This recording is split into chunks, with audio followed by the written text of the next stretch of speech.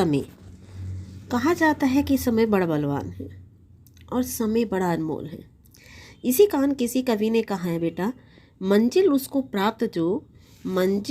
प्राप्त जो करता रहे प्रयास, समय उसी का साथ दे जिसको है विश्वास। समय उसी का साथ दे जिसको है विश्वास। समय उठाता प्रश्न भी समय करे समाधान, क्योंकि समय है बड़ा बलवान, समय है बड़ा बलवान। बेटा समय से रिलेटेड आज हमारा टॉपिक है, विषय है, वो है काल। तो आज हम काल यानी कि समय के बारे में जानकारी प्राप्त करेंगे। ये आने वाला समय, जो चल रहा है समय, या बीता हुआ समय, और आगे जो आने वाला समय है वो किस तरह देखा जाता है, उसे जानने का प्रयास करते हैं। काल, इसको हम उदाहरण से समझते हैं। सुबह तेज बारिश हो रही थी। श्रेया और मानव स्कूल नहीं गए, वे अपने कमरे में ड्राइंग बना रहे हैं। शाम को वे मम्मी पापा के साथ पार्टी में जाएंगे। अगर हम क्रिया देखते हैं, हो रही थी, गए, बना रहे हैं, जाएंगे, तो ये क्या है? क्रियापद। इनसे हमें क्रिया के होने के समय के पता चल रहा है, लेकिन हमें ये पता चलता है कि जितनी भी क्रियाएं हो रही हैं, हो रही थी, गए, बना रहे हैं, जाएं, ये एक ही समय का नहीं बता रहे हमें, और ये एक समय में भी नहीं हुई है। कुछ चल रहे समय में हो रही हैं और कुछ आने वाले समय में होगी। क्रिया के होने का यही समय काल कहलाता है। जो हमें क्रिया के होने के समय के बारे में जानकारी देता है उसे हम क्या कहते हैं? काल। दोबारा सुन लीजिए, क्रिया के होने के समय के बारे में जानकारी देने वाले पद ही क्या कहलाते हैं? काल कहलाते हैं। क्योंकि ये जो हो रही थी, बना रहे हैं, गए, जाएंगे, हमें एक समय की सूचना नहीं दे रहे हैं, बल्कि अलग अलग समय की सूचना दे रहे हैं। कुछ बीते हुए समय के बारे में बता रहे हैं, कुछ इस समय के चलने के बारे में बता रहे हैं, और कुछ आने वाले समय के बारे में बता रहे हैं। तो हम कहेंगे क्रिया के जिस रूप से उसके होने या करने के समय का बोध होता है उसे काल कहते हैं। ध्यान सुन लीजिए, क्रिया जिसे काम कहते हैं, उसके जिस रूप से उसके होने या करने के समय का बोध हो उसे काल कहते हैं। तो आगे बढ़ते हैं हम काल के भेद की ओर। तो काल के 3 भेद हैं: भूतकाल, वर्तमान काल और भविष्यत काल। सबसे पहले हम देखते हैं जो बीत गया बिसार दे, उसके बारे में, यानी भूतकाल के बारे में, जिसे आप कहेंगे पास्ट टेंस इंग्लिश में कहा जाता है। तो भूतकाल परिभाषित कैसे करेंगे हम इसे? भूतकाल को क्रिया के जिस रूप से बीते हुए समय में क्रिया के करने का या होने का बोध होता है उसे भूतकाल कहते हैं। दोबारा सुन लीजिए, क्रिया के जिस रूप से बीते हुए समय में क्रिया के करने या होने का बोध होता है उसे भूतकाल कहते हैं। क्लियर? तो हमें बीते हुए समय का बोध होगा तो वो भूतकाल होगा। जैसे मैं यहाँ कुछ एक नहीं लिया, मैंने अनेक एग्जाम्पल लिए हैं, उससे समझेंगे आप कि भूतकाल तो है, लेकिन ये अलग अलग कैसे? जैसे विभा ने गाना गाया, विभा गाना गा चुकी होगी, विभा गाना गा रही थी, विभा गाना गाती थी, या विभा गाना गा चुकी थी। और ठीक है, गाना लिखा होता तो विभा गा लेती। यहाँ मैंने पास्ट टेंस का वर्णन किया, यानी भूतकाल का वर्णन किया है कि गा लेती, लेकिन ये समय के अंतर को स्पष्ट करने हैं। इस आधार पर अगर हम बांटें तो भूतकाल को भी 6 वर्गों में बांटा जाता है, यानी कि पास्ट टेंस को भी हम कितने भागों में बांट रहे हैं? 6 वर्गों में। जबकि आपके इंग्लिश में कितने वर्गों में बांटा जाता है? 4 चार्ट में बांटते हैं ना आप, simple past tense, past continuous, past perfect continuous. लेकिन यहाँ हमने कितने वर्गों में बांटना है? 6 वर्गों में, जो हमें भूतकाल की सूचना देंगे, लेकिन हमें अलग अलग। जैसे गाना गाया, गाती थी, गा चुकी होगी, गा चुकी थी, गा रही थी, या गा लेती। चलिए देखते हैं भूतकाल के भेद।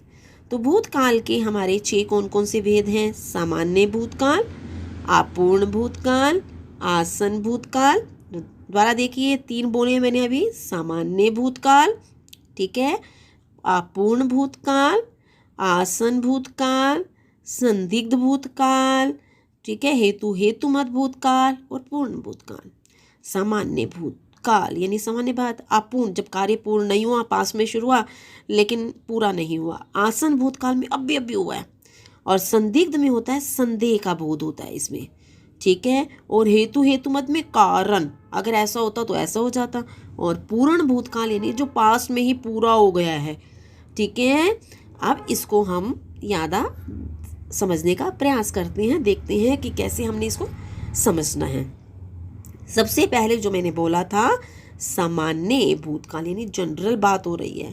क्रिया के जिस रूप से बीते हुए समय में क्रिया के होने का बोध हो किंतु समय का निश्चित बोध न हो, उसे सामान्य भूतकाल कहते हैं। हमें समय का निश्चित बोध नहीं है कि 4 बजे, 5 बजे, 6 बजे, 7 बजे, कोई निश्चित बोध नहीं है। बस ये पता है कि बीते हुए समय में हुआ है।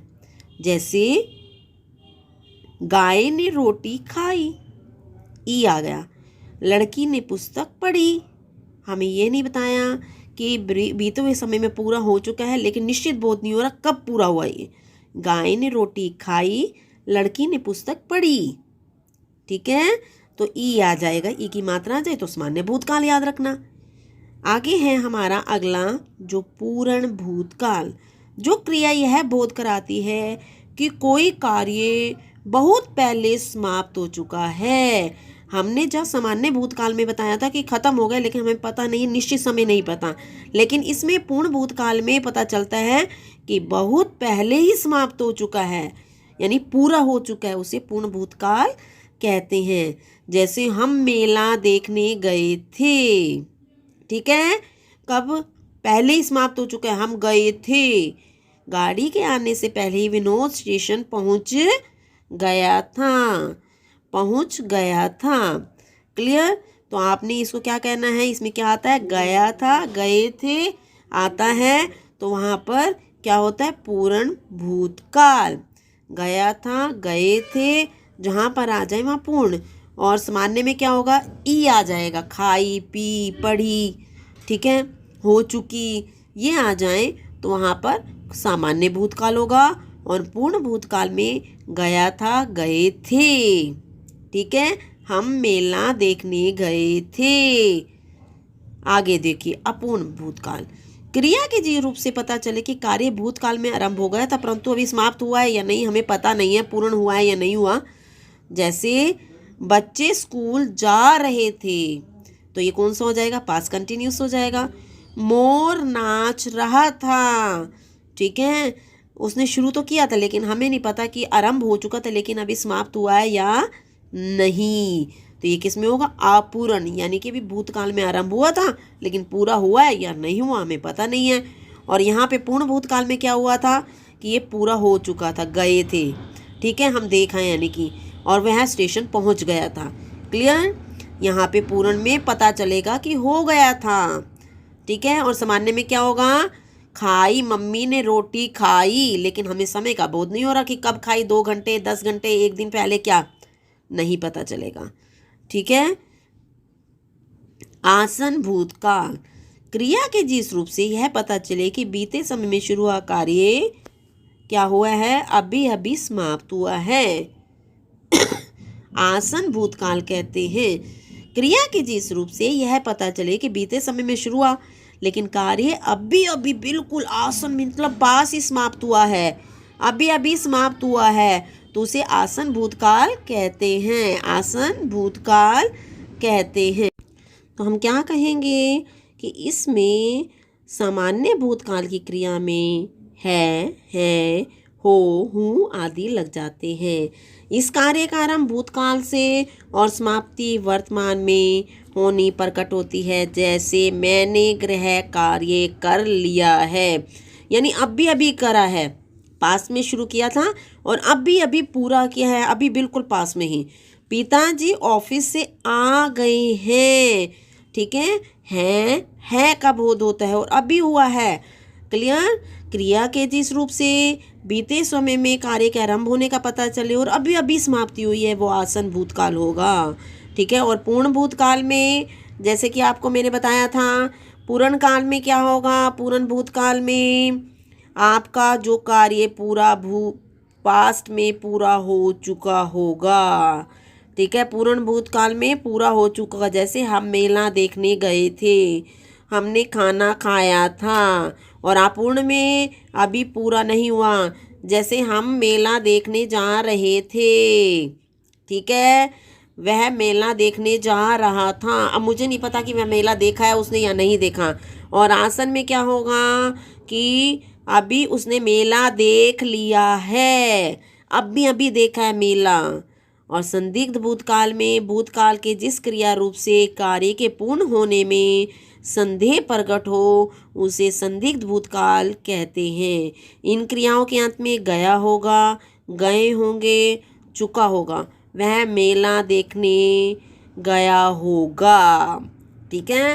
वह मेला देखने गया होगा। ये क्या जुड़े होते हैं, चुका होगा, चुके होगे आदि जुड़े होते हैं। जैसे हवाई जहाज उड़ चुका होगा, 4 बजे लैंडिंग का टाइम दिया था, अगर कह सके कि हमें लैंड होना था तो 4 बजे हो चुका होगा, या कह सकते हैं। ठीक है। उड़ चुका होगा। पापा अब तक सो गए होंगे, बच्चा घर से बाहर निकल चुका, उसे ये नहीं पता कि पापा सोए हैं या नहीं सोए, वो क्या कह रहा है कि पापा सो चुके होंगे, उसे संभावना है, तो संदिग्ध भूतकाल। तो दोबारा देख लीजिए, आप कह सकते हैं राम या कोई श्याम मेला देखने गया। ठीक है।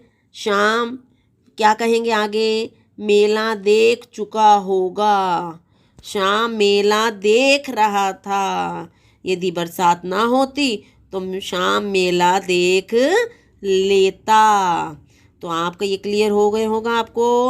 आगे है हेतु हेतु मद भूतकाल, जिसका मैंने अभी एग्जाम्पल दिया था। यदि बरसात ना आती तो मेला देख लिया होता।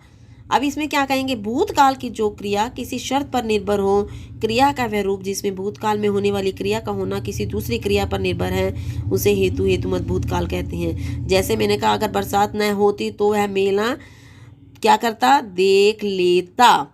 इन क्रियाओं के अंत में जाता, जाते, हो जाता, हो जाते, होता, होती आदि जुड़ता है। यदि वह परिश्रम करता तो अवश्य पास हो जाता। यदि तुम समय पर उसे न बचाते तो वह कुचला जाता। यहाँ क्लियर समझ आ गया होगा। यदि तुम समय पर उसे न बचाते तो वह क्या हो जाता, वह कुचला जाता। आगे है वर्तमान काल। क्रिया के जिस रूप से वर्तमान समय में कार्य के होने का बोध हो, क्या हो, बोध ज्ञान हो, उसे वर्तमान काल कहते हैं। वर्तमान काल के भेद, सामान्य वर्तमान काल, अपूर्ण वर्तमान काल, संदिग्ध वर्तमान काल। तो सामान्य वर्तमान को कैसे परिभाषित करेंगे, क्रिया के जिस रूप से वर्तमान काल में साधारण रूप से क्रिया के होने का बोध हो, उसे वर्तमान काल कहते हैं। साधारण रूप से क्रिया के होने का बोध हो, उसे वर्तमान काल कहेंगे। इन क्रियाओं के अंत में समानता है और है जुड़ा होता है। जैसे सैनिक देश की रक्षा करते हैं। कौन रक्षा करते हैं, सैनिक। और यहाँ एग्जाम्पल, किसान खेत में हल चलाता है, वर्तमान समय का, जिसे आप सिंपल प्रेजेंट टेंस कहते हैं। ठीक है। और आगे हम इसका भेद देखेंगे कि कितने भेद हैं इसके वर्तमान काल के, वो देखने का प्रयास करते हैं। वर्तमान काल में सबसे पहले हमारा है सामान्य वर्तमान काल, जो हमने अभी अभी समझा है। साधारण रूप से क्रिया के होने का बोध होगा, उसे वर्तमान काल कहेंगे। इसमें है जुड़ा होता है। अपूर्ण वर्तमान काल, क्रिया के जिस रूप से काम के वर्तमान काल में चलते रहने का बोध हो, उसे अपूर्ण वर्तमान काल कहते हैं। इन काल की क्रियाओं में अंत में रहा, रहे जुड़ा होता है, जिसे आप प्रेजेंट कॉन्टिन्यूअस टेंस कहते हैं। जैसे वर्षा हो रही है, बच्चे तैर रहे हैं। संदिग्ध वर्तमान काल, क्रिया के जिस रूप से वर्तमान काल में क्रिया के होने में संदेह प्रकट हो, अर्थात क्रिया के होने के विषय में कोई निश्चितता ना हो, भी हुआ या नहीं हुआ, उसे संदिग्ध वर्तमान कहते हैं। इस काल की क्रियाओं के अंत में रही होगी। ठीक है, या रहा होगा, रहे होगा आदि जुड़े होते हैं। जैसे फूलों पर तितलियां मंडरा रही होंगी। ठीक है, फूलों पर तितलियां क्या कर रही होंगी? मंडरा रही होंगी। सुनीता पढ़ रही होगी। क्लियर? कितने भागों में बैठा? सामान्य वर्तमान काल, अपूर्ण वर्तमान काल, संदिग्ध वर्तमान काल। तो सामान्य वर्तमान काल को कैसे परिभाषित करेंगे हम? कि वह खाना खाता है। ठीक है, वह खाना खाता है।